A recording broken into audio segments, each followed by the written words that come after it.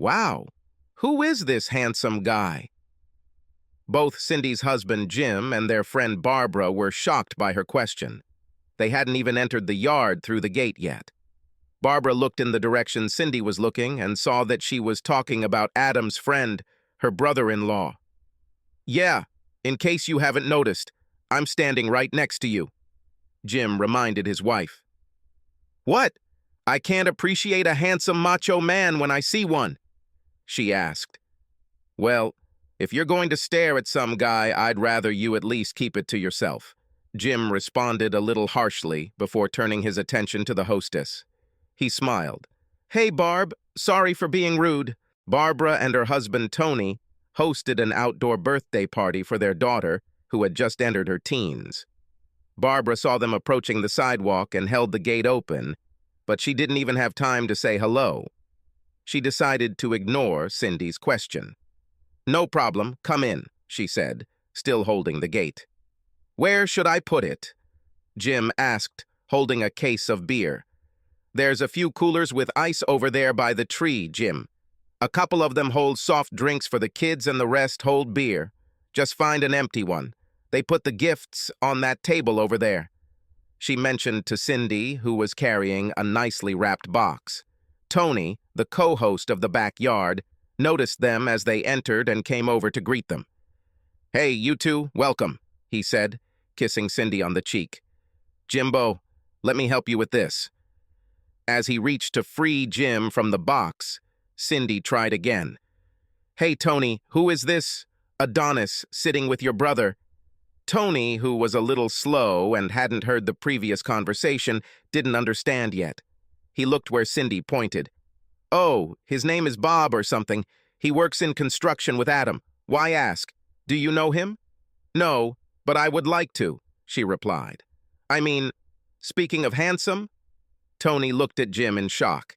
He had no idea what was going on, but he tried to soften the situation. "Better keep an eye on her, Jim. Looks like she's on the hunt," he said with a smile. Jim was just as shocked as everyone else. His wife was clearly trying to make him jealous for some reason, but he wasn't going to ruin the party by getting angry, so he just laughed it off and forced himself to smile. "Yes, it looks like she's preparing to exchange me for a young model."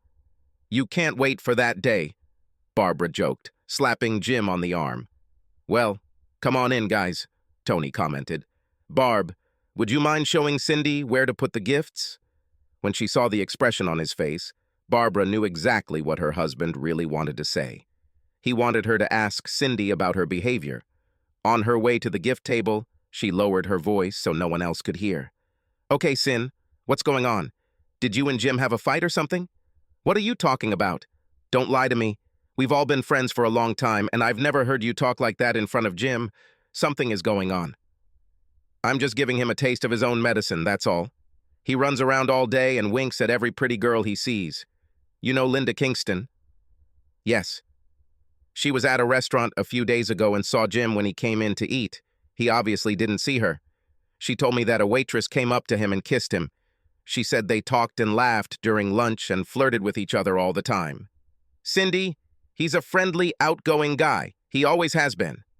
"Letting some girl kiss you is way more than just being friendly, Barb. It's beyond the pale, and you know it. Tony just kissed you on the cheek a minute ago." "This is different. We've been friends for years. This is some waitress he's obviously flirting with when he walks in there. I don't like it, and it definitely doesn't pass the wife test." "Wife test?" "Yes, you know. Men use this all the time. Only for them it is a test of the husband. A wife should never do anything in public, or alone, by the way, that she would not do in front of her husband. Well, what is good for the goose, as it says. So you chose my daughter's birthday to give Jim a dose of grief? Oh, don't worry. I'm not going to do anything really bad. I didn't even think about it until I saw Adam's friend there. He's perfect. I just want to teach Jim a lesson, that's all. Well, do me a favor and don't start fights, okay? Oh, I won't. Besides, look at that guy. He's got muscles on top of muscles. Jim would have to be crazy to mess with him. Okay. Okay. I see a few more people coming up to the sidewalk, so I need to go greet the guests. See you later. Remember, no fighting, okay? No fighting, Barb. I promise. She looked around and saw Jennifer, the guest of honor, talking with her friends, and decided to go over to wish her a happy birthday. Jim had just finished helping Tony put away the beer and decided to do the same. They both arrived at the same time. Cindy spoke first. Congratulations, honey, you're now officially a teenager. Now you can really give your parents a hard time. She laughed. That goes for me too, Jen, Jim chimed in. The congratulations part, I mean. I'm not sure about giving your parents a hard time, he joked. Jennifer laughed at Jim's joke. It was common knowledge in their circle that she had been in love with him since she was little. Thank you, she replied, hugging Cindy and kissing Jim on the cheek. These are my friends, Coral, Katie, and Debbie, she announced. They both talked with Jen and her friends for a few more minutes, but Cindy was eager to continue her plan for Jim's lesson. Honey, she said to the girl on her birthday, I'm going to come over and say hello to your uncle. See you later. Jim was about to walk with her when he saw Tony sign to him. As Cindy started walking, he commented, Be good. She just gave him a sinister look. Jim walked over to Tony, who was still standing by the refrigerators. What's up, buddy?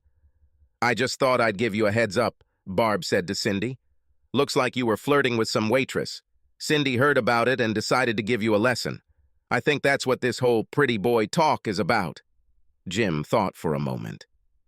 I don't know what she's talking about. I didn't flirt with any waitress that I know of. Did she say where it was, or who supposedly saw me? I don't know. I don't think she said. But I'm sure she's planning on using Bob to make you jealous, so try to stay calm. Okay. While Tony and Jim were talking, Cindy approached her target. Hi, Adam. Hi, Cindy. How are you? Okay, I guess. Who's your handsome friend? While Adam stood there open-mouthed, his friend stood up and introduced himself. Hi, I'm Bob. I'm assuming you're talking about me, right? He said with a charming smile. Who else? She answered. Cindy, Adam interrupted. Where's Jim? He's over there talking to your brother. I'd like one of those, she said, pointing to the beer Bob was holding. Hey, Adam, be a gentleman and get the lady a beer while we get to know each other better. Not wanting to be impolite, he agreed. As soon as Adam went to the refrigerators, Bob offered Cindy his vacated seat. As she sat down, she looked at her husband, who was looking at her reproachfully. She liked knowing that her plan was working. She turned to start a conversation with her new friend. As Adam walked over to the refrigerators, he walked over to Tony and Jim. What happened to Cindy? What did she do? Asked Jim. She's flirting with Bob over there. Who is he anyway? He works with me. We're working on that big skyscraper downtown. I've known him for about 6 months. He seems okay, but he's definitely a ladies' man, and I wouldn't trust him with women, as far as I could throw him. He didn't bring a girl with him? Asked Jim. No, well, it was last minute. He was supposed to play golf today. We had just finished work yesterday around 5 when he got the cancellation message. He started complaining that he had nothing to do today, so I invited him to the party. At least Jim knew what his wife was up to. He just wasn't sure how to handle it. He knew his wife well. Once she has her mind set on something, she won't stop until she proves herself right. If he ignores her, it may encourage her to go further than she intended. On the other hand, if he runs into her, Bob might try to cause trouble. He was going to avoid this at all costs. Adam, do me a favor, okay? Just stay close. Let me know if you think things are getting out of hand. Okay, Jim. Adam grabbed a cold beer from the refrigerator and returned to Bob and Cindy, who were deep in conversation. Adam handed Cindy her beer and pulled up another chair. They were still talking, but he thought it was time to intervene. Maybe Bob will get the hint. Hey, I saw the photos Jim took of that sawmill fire the other day. He's a really great photographer. Is he going to enter the press photography competition again this year? She seemed a little annoyed that she and her new friend were interrupted, but she didn't want to be rude to Adam, so she responded politely. I guess? She turned to see Bob looking at her curiously. My husband is a photographer at Tribute. Last year he won several awards in a state competition they hold for press photographers. Oh, I see, he replied. That's him over there, right? He said, looking away with slight contempt. "It's him," she answered in an indifferent tone, the intonation of which neither Bob nor Adam could help but notice. "I like to work with my hands," Bob retorted, "to build strong, gigantic structures that will last 100 years. That's my reward. Yours too, right, old man?" he asked Adam. What was he supposed to say? That's right, Bob. Assuming that Bob had just ended the little conversation about her husband, Cindy immediately returned to the conversation, mostly ignoring Adam. He felt like an idiot. He'd heard Bob use the same phrase about working with his hands on women in bars before. It always seemed to impress them, so he gave Bob the opportunity to cut his way through it.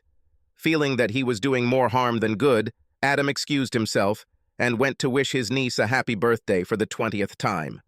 Jim interacted with other guests, but never took his eyes off Cindy and her new friend. None of the guys he talked to mentioned his wife having fun with another man, but women started talking about it. He even heard Jenny talking to her friends. "He's a newspaper photographer," she told her classmates. "My dad says he gets into trouble all the time because of his job. I'm surprised he doesn't go over there and punch that guy in the nose." Jim chuckled to himself. Unfortunately, it wasn't Bob's fault, really. It was his wife's fault, and as much as he felt like it sometimes, he would never hit her or any other woman. He looked to the side and saw an empty beer bottle sitting on the ground next to Cindy's chair and another in her hands. She tends to drink more when she's nervous. This was not good. Bob had 3 empty bottles next to his chair. And then he heard Tony. "Is everyone hungry?" Tony stood at the grill. Jim was so absorbed in thinking about Cindy that he didn't even notice the smell of cooking meat. "We have hamburgers, bratwurst, and chicken cutlets," Tony announced. "Potato salad and other goodies are on the table over there. Everyone starts taking their plates." Jim thought this would be a good time to separate Bob from his wife. Maybe they could find a quiet corner to eat and he could find out more about who he was supposedly flirting with. As he turned in their direction, he saw the 2 would-be lovers place their beer glasses next to their chairs and stand up. Bob seemed to have decided that she would be his for the whole day, and he took her elbow possessively. "Not on this planet," Jim muttered under his breath. He quickly approached it. "Oh, excuse me, do you want to let go of my wife's hand?" Bob immediately released Cindy's hand and raised both hands, palms facing Jim. "Sorry," he said with a half-smile. "We were just going to go get some food." "Yeah. Well, now I can take it upon myself, thanks," Jim replied sharply. He took Cindy by the other elbow and literally led her to the food table. "What's the matter with you?" Cindy asked. It was extremely rude. He ignored his wife's comment, maneuvering her in front of him as they joined the food line. "Get food," he said dryly. "You and I will go over there to the barn and talk while we eat." Adam saw the exchange between Jim and Bob. Since his colleague was alone for the first time in a long time, he decided to take the opportunity to talk to him. "What are you doing?" he asked angrily. "She's married to one of my brother's best friends. Leave her alone." "Hey, man, you should tell her that. She's the one hitting on me. I'm just being polite." "Polite, my ass. I'm serious, Bob. Look, if you think you have a chance of sleeping with her, forget it. She's using you to get back at Jim for allegedly flirting with some waitress. Don't get involved in it." Okay, you win. If she comes over again, I'll send her right back to her husband, okay? If you don't send it, you'll fly out of here. I'm serious, Bob." "The word of a pioneer," he replied, holding up 3 fingers in the Boy Scout salute. "Now can I go eat?" "Yes, go." Cindy wasn't really upset about Jim interfering between her and Bob. Within a few hours of meeting him, he had already begun to be too intrusive, not to mention all his sexual innuendos, although it was kind of fun for her to see how easily she could manipulate a man once she put her mind to it. However, she could tell by the way he took her hand that she had pushed her husband to his breaking point. She promised Barbara not to start fights, and Jim had already shown that he wasn't intimidated by Bob's muscles. She needed to spend the rest of the day with her husband. She just hoped he had learned his lesson. They both loaded their plates with food, and Jim pointed towards the barn, away from the crowd. When they found a secluded spot, he handed Cindy his plate. "Here, hold this while I find some chairs. I'll be right back." Despite his anger, Jim was still a gentleman and held up the back of the chair while Cindy sat down. He placed his own nearby so they could talk in privacy.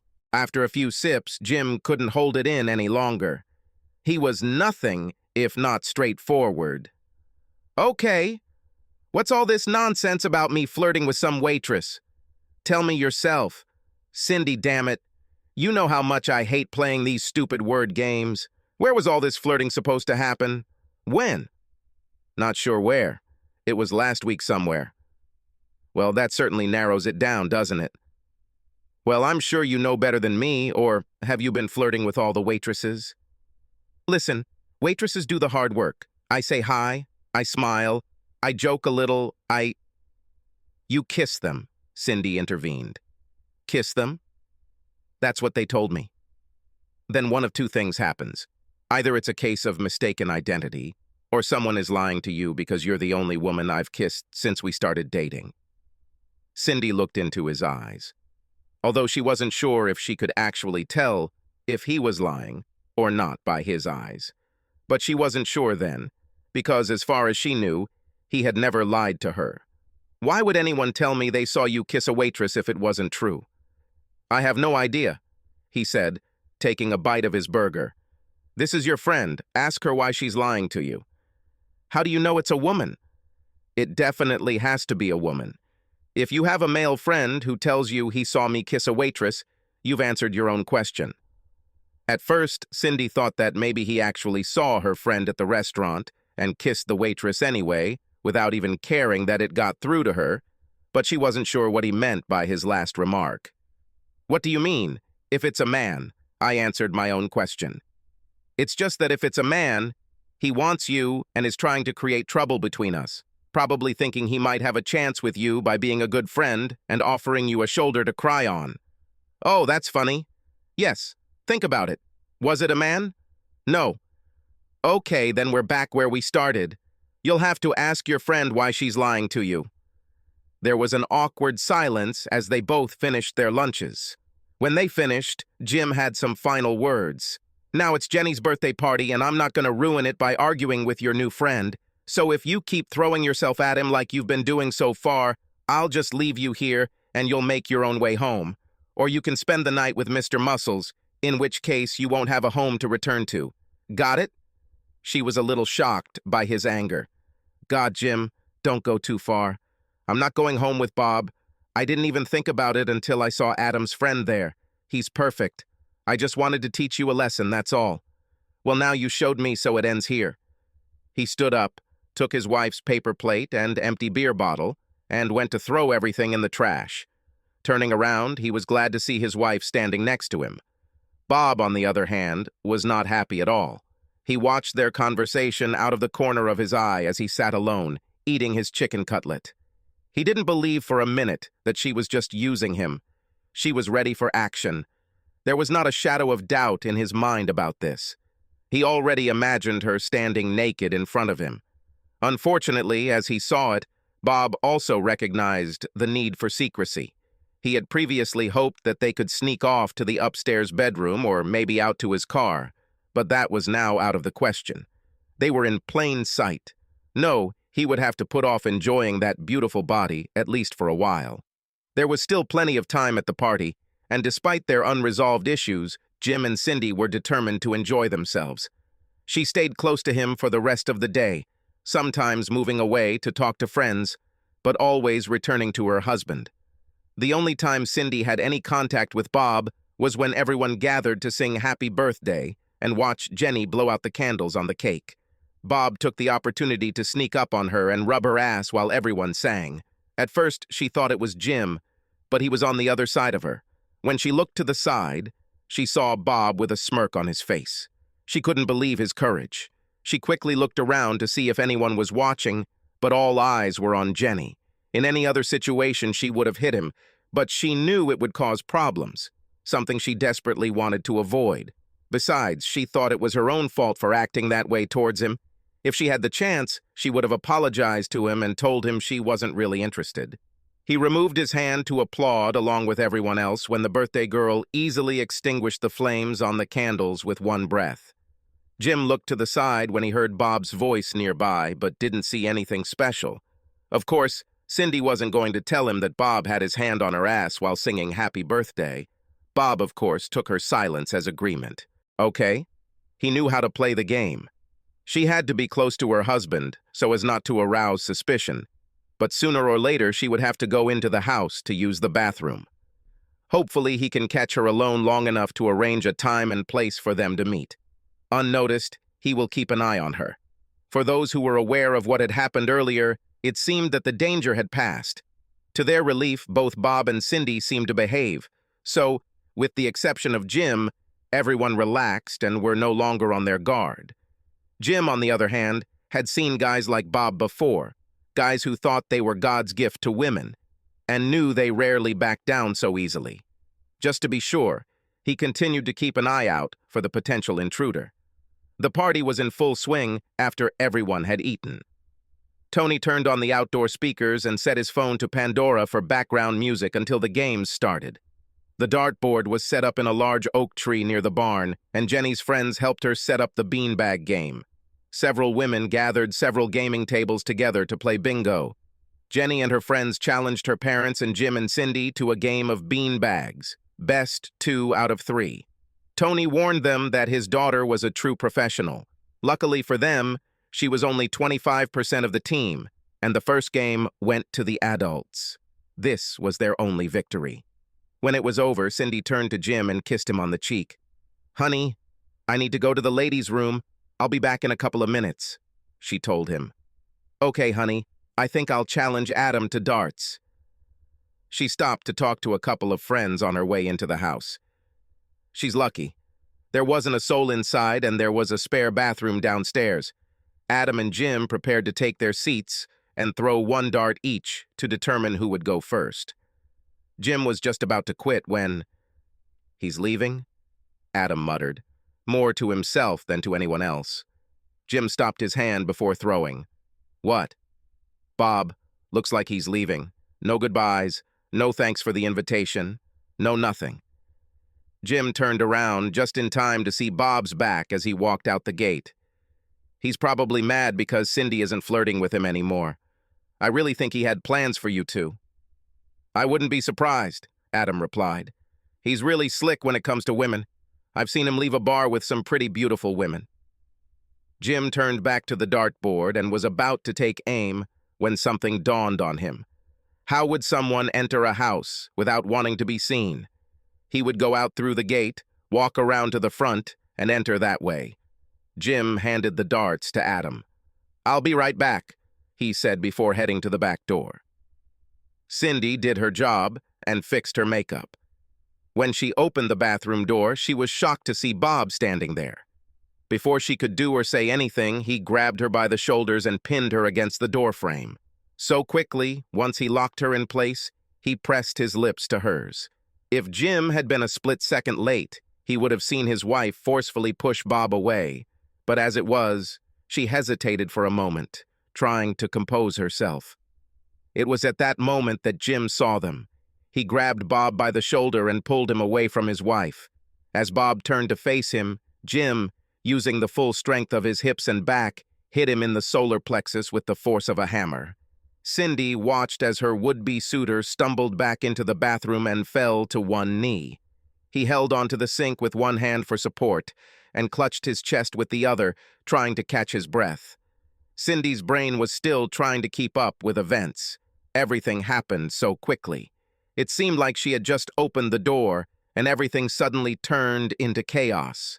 She turned to face her husband, but he was not there. She looked one way, then the other, but he was nowhere to be seen. "Jim?" That's when she heard the car start. She ran out onto the front porch just in time to see their car pull out of the driveway and head home. That's when she realized what it was all supposed to look like, especially after she'd been flirting with Bob all this time. She ignored Bob, who was still in the wheezing and coughing stage of trying to catch his breath, and ran out the back door. The first person she saw was Adam, who seemed to still be waiting for Jim to return. "Adam, you need to take me home. Now!" He looked at her and was very puzzled. She was in a panic. He looked for Jim, but didn't see him, and he didn't have the slightest idea why she was asking him to take her home. "Cindy, what happened? Where's Jim?" "He left. He found Bob kissing me and—" "What? Is he hurt?" "No, Bob is still in the house. I'm not sure if he's hurt. Jim hit him hard." Adam couldn't help but smile. "Jim beat up Bob?" Yes. Please, Adam, I need to get home to explain what happened. He was so angry. I'm not sure what he's going to do. I'm afraid he's planning to leave me." "Oh, I doubt it, Cindy. He's angry, but not that angry. You didn't see him just now." "Cindy, I was the first one to arrive. I doubt I'll be able to leave. I'm sure I'm blocked." "You're welcome, Adam." "Okay, give me a second to tell Tony we're leaving, and I'll see if we can get out of here." He hurried and gave his brother a rundown of what had happened, then walked around the house only to see what he expected. At least 6 cars parked behind him. "Cindy, you're going to have to call a taxi. There's no way I'm leaving here." "This will take too long. Let me borrow your car." "Are you kidding me? No way." He didn't know Jim and Cindy as well as Tony did, so he wasn't sure how well-founded her concerns were. He didn't really think Jim would leave her, but he definitely didn't want to be the person who could save their marriage, and didn't. "Okay," he sighed. "Tony will kill me, but sit down." There was only about a foot between his car and the garage door. Adam turned the steering wheel all the way to the right and crept forward until his front bumper touched the door, then turned the steering wheel the other way and rolled back until he felt his rear bumper touch the car behind. He did the same back-and-forth maneuver several times until he was able to drive onto his brother's beautifully manicured front lawn, narrowly missing the car behind him. Cindy was silent the whole time. In fact, she was almost beside herself with everything that was happening. She kept imagining her husband's angry face. She had never seen him so angry before, and she had never seen him hit someone so hard. When she realized that the car was moving forward, her anxiety only increased. She had no idea what she would face when she arrived home. Before she knew it, they were turning into her driveway. Adam stopped the car behind Jim's car. "Do you want me to come in with you?" She thought about it for just a moment. "Thanks, Adam. I appreciate the offer, but I created this mess. Now I have to clean it up." She got out of the car and waved to him to let him know she would be okay. She walked up the steps on her front porch as if her legs weighed 10 pounds each. Once inside, she took a deep breath to gather her strength.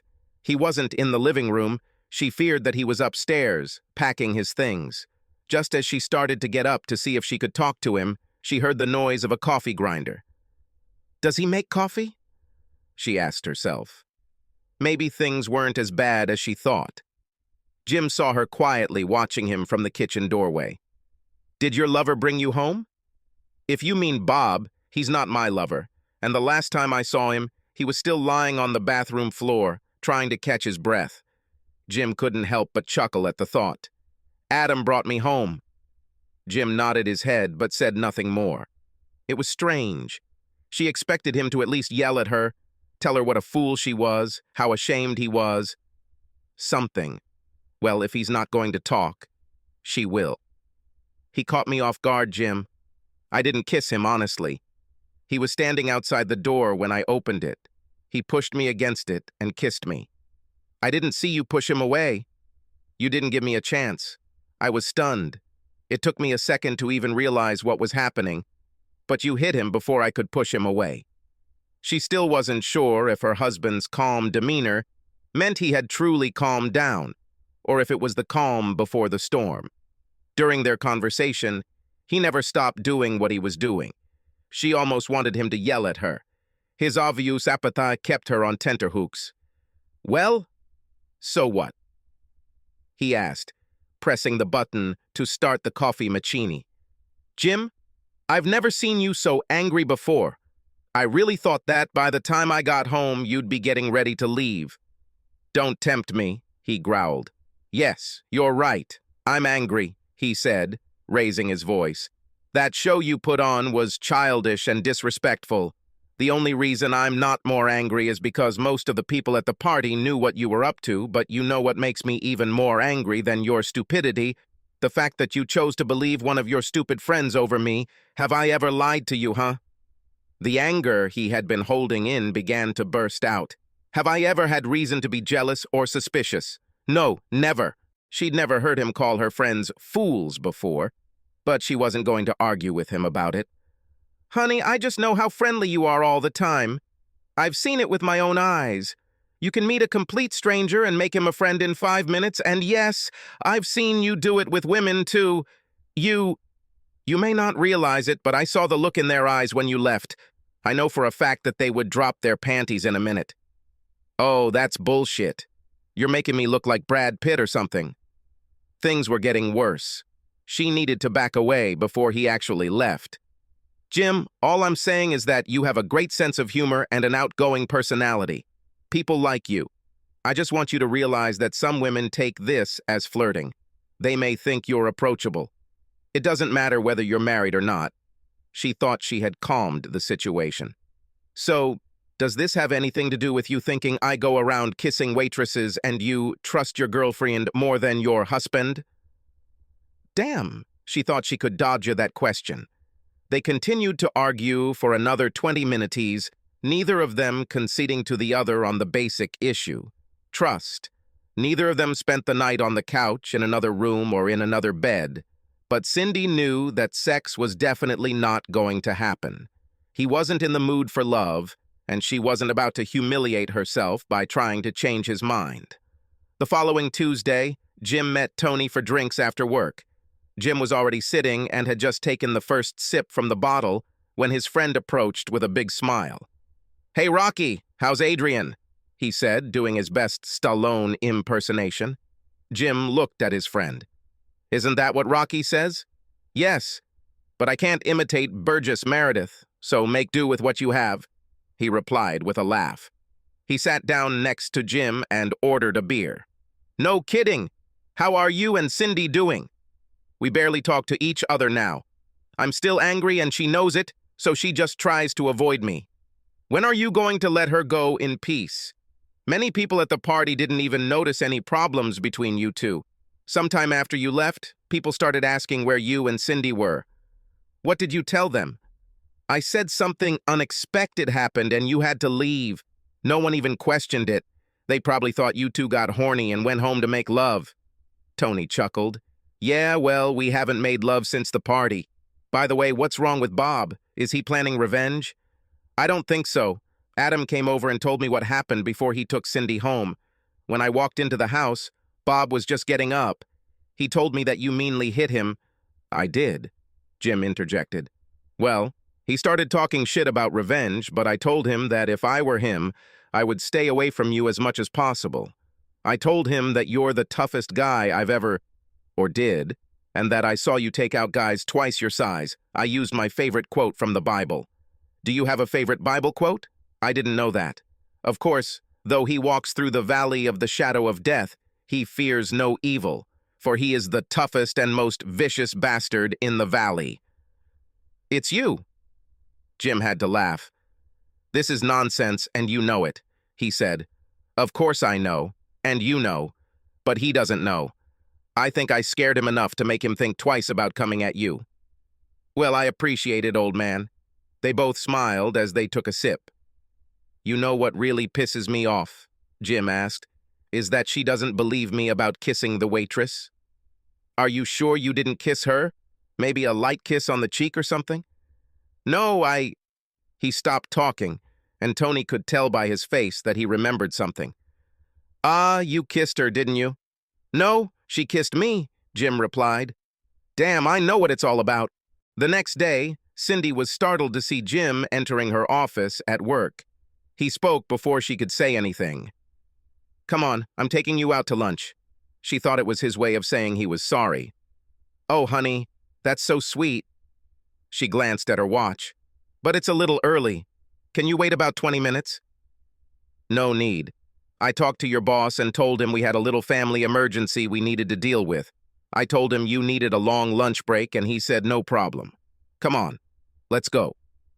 Cindy was alarmed. She was not aware of any family emergencies. He held the car door while she got inside. Where are we going? What family emergency? He didn't answer her question, but instead told her to call her friend and find out the name of the restaurant where the kiss allegedly took place. Why? Just please me, okay? I think I get the point. Reluctantly, she called her friend and asked for the name of the restaurant. She said it was DeMar's on Hokeman Street. What a coincidence, he replied with a smile. That's where we're headed. Cindy didn't say anything, but now she was even more worried. She had no idea why he wanted to take her to the scene of the crime, other than to humiliate her. But she knew better. There was no way he would do that. She decided to just sit and wait to see what would happen next. Easier said than done. It took them almost half an hour to get to the restaurant, during which time Cindy imagined hundreds of scenarios in her head. She was almost in tears by the time they pulled into the parking lot. Jim put his hand on her back and guided her inside. She knew she was in trouble as soon as they entered. "Damn!" she whispered under her breath. Jim found a booth and asked Cindy to sit first, then sat next to her. "Well, cousin, I see you brought your better half with you today." Cindy blushed with shame. "Hi, Marilyn," she greeted the waitress. "Hey, Cindy, how did you get my cousin to eat here with his wife? Every time I see him, he's in such a hurry that he can barely finish his food," she said with a laugh. Jim wasn't going to let Cindy go that easily. "Cindy thinks you and I are having a passionate love affair," he said. She waited a few seconds before answering, "What? No, Marilyn, it's not like that," Cindy said to her husband. "Damn it, Jim. Okay, I made a big mistake. I'm sorry." She looked back at Marilyn. "A friend told me he kissed the waitress. I had no idea you worked here." "But we never—" "Last week," Jim chimed in. "You kissed me on the cheek when I walked in." "Oh, Jesus, Cindy, I didn't mean anything by it. He hadn't come by in a while, and it was just an innocent kiss on the cheek." "Marilyn, don't worry about it," Cindy replied. "I understand it now. My so-called girlfriend made it sound like Jim had a girlfriend working here. I'll call her later and tell her what I think." "That's what I'd like to hear," Jim challenged. Cindy looked at him and accepted the challenge. "Okay," she said, taking her phone out of her purse. Both Jim and Marilyn witnessed Cindy's conversation with her friend. "Hey, Linda." "Not very good. You know that waitress you said kissed Jim? You know who it was. Jim's cousin." "Yes, his cousin." "No, I didn't like that you told me. You made it sound like he was having an affair or something. I don't care what you think. I don't care if you think you see him having sex in the middle of the dance floor from here on out. Moment. Keep your gossip to yourself. Yes, you too." She almost hurt her finger while passing out. Jim guessed that it must be Linda who created all these problems. She constantly made derogatory remarks about her own husband. Cindy was excited after the call. "I'm really sorry to both of you. Jim was right. I should have known better." "You have a few more apologies to bring home tonight," Jim told her. "You owe Tony, Barbara, and even Jenny an apology." "What about Bob?" "You can tell Bob to go to hell. You can't pursue a married woman, no matter how much she flirts." Marilyn was still standing next to their table. "Who is Bob?" she asked. "Her boyfriend," Jim freely interpreted. "Boy." She was surprised. "Don't listen to him, Marilyn. I made a mistake, and he's not done teasing me about it yet." "It looks like you had a cool weekend," Marilyn said. "Let's just say I'm pretty sure Cindy learned something about trust," Jim replied. Cindy was more than a little embarrassed. She blushed as she opened the menu. "So, Marilyn, what do you recommend?" Later, after dinner, Cindy spent nearly an hour on the phone apologizing to her friends, including Jenny. That night, they both lay naked in bed. "Are you still angry?" "It depends." "From what?" "On whether you still think I would cheat on you." "I never really thought you were cheating on me." I was worried that you might give some woman a reason to think you would. I just didn't want you to encourage her. He thought about it and remembered how angry he had been watching her flirt with Bob. He would never admit it, but he really felt what it was like to be in her shoes, even though she went too far. Just as he was about to tell her that all was forgiven, he felt her hand slide down his body. "Come on, honey, you can't stay mad at me," she said sweetly. A month later, Cindy and Barbara were having lunch together. "You and Jim seem to be getting along. Is he still flirting with the waitresses?"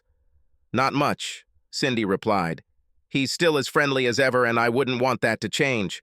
I love that about him, but he seems to hold back sometimes now." "This is all you ever wanted, isn't it?" "Exactly." Barbara guessed the answer to her next question, but asked anyway, "Have you heard anything from Bob?" "No, and to be honest, I'm a little offended. One hit, and he just disappeared, coward." They both had a good laugh about it. Subscribe to our channel so that your second chaff doesn't cheat on you, and go ahead and listen to the next story, because this story is nothing compared to the next one.